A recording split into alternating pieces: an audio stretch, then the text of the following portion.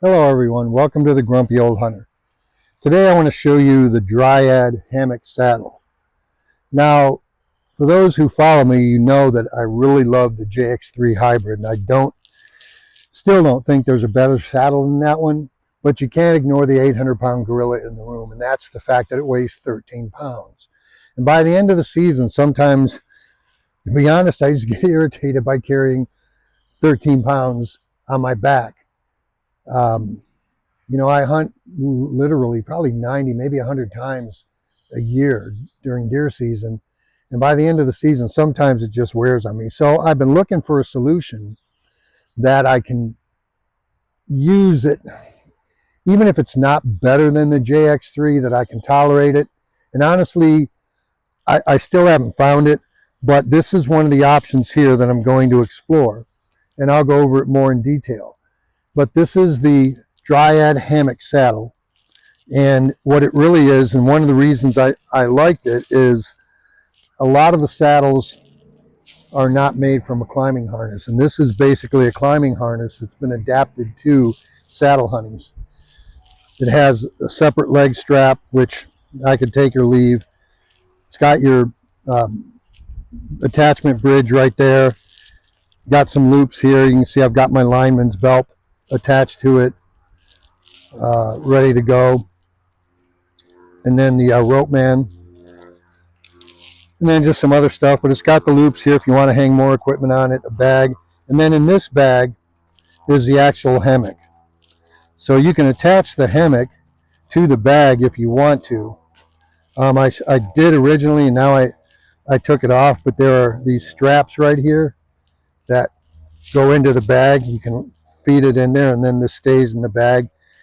I was having trouble manipulating it, so I unhooked it from the bag, and I just leave it free and then just zip the bag. The other nice thing is you can slide this in and out of your way as you're using it. So you can slide it up to grab the hammock and then slide it back so it's out of the way, whatever you want to do. But to put it on, it's simple. I've got it set up to go the way that I'm putting it, which is the male part of the buckle, the male end of the buckle on the left. And then once you fasten the buckle, you take your leg straps, and you can see it's reinforced here in the center, obviously. And then these safety buckles go around your leg and buckle in place. So you run your leg straps through your attachment right here. Then you can see by the way they're configured, the strap goes behind your leg. So you put the strap behind your leg, and then fasten it in place. Same thing on the other side.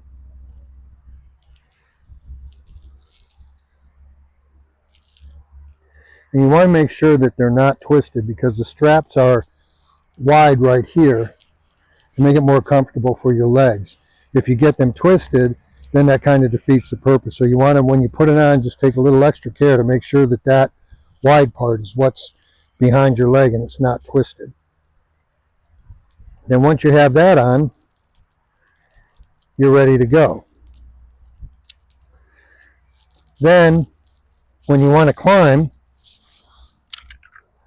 you just hook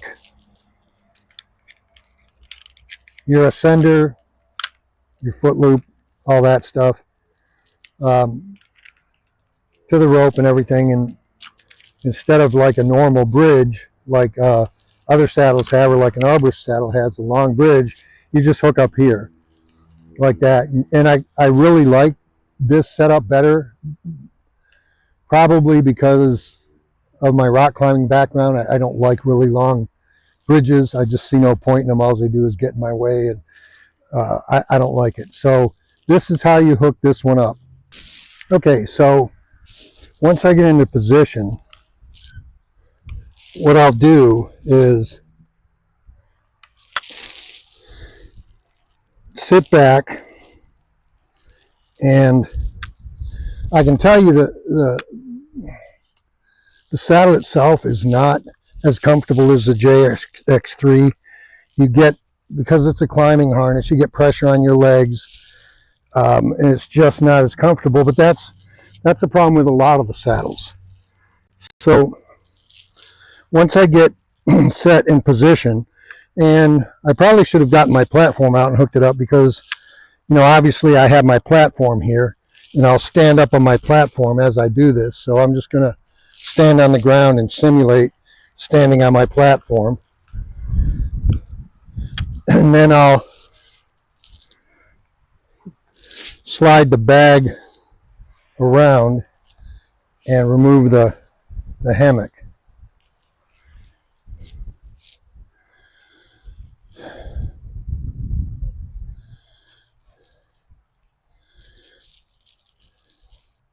And then with the hammock,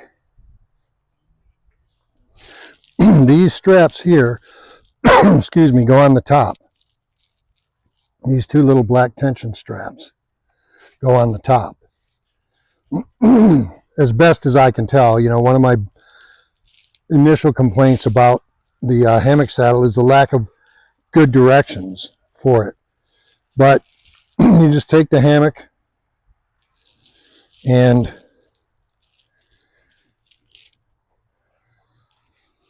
put it over your shoulders like this, then pull it underneath you like that. And then what I try to do, one of the things I learned right away was that the way they design it to work doesn't work for me.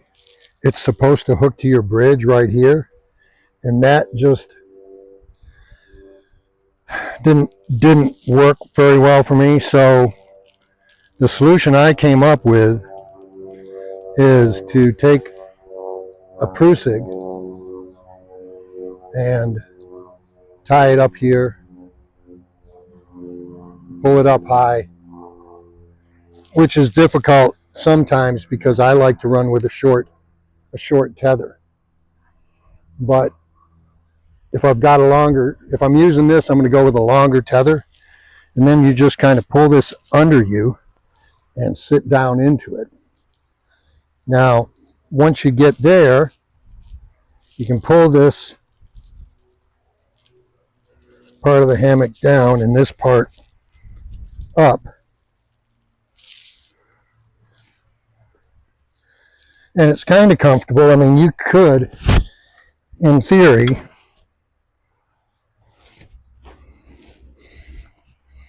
pull this all the way up around your shoulders and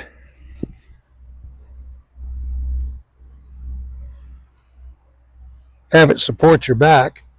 Okay, once you get it situated and you get your prusik tight, you can get it adjusted, and you can see I can sit in here and it kind of holds me, but it doesn't. In order for it to support your back, you've got to get it like almost over your shoulders, which of course gets in the way of shooting. So here it's pretty comfortable. Takes the pressure off my legs, takes the pressure off my back, but it's, the only thing I can say is it's okay. It's a break from the JX3. The days when I don't want to carry that extra weight, I can carry this.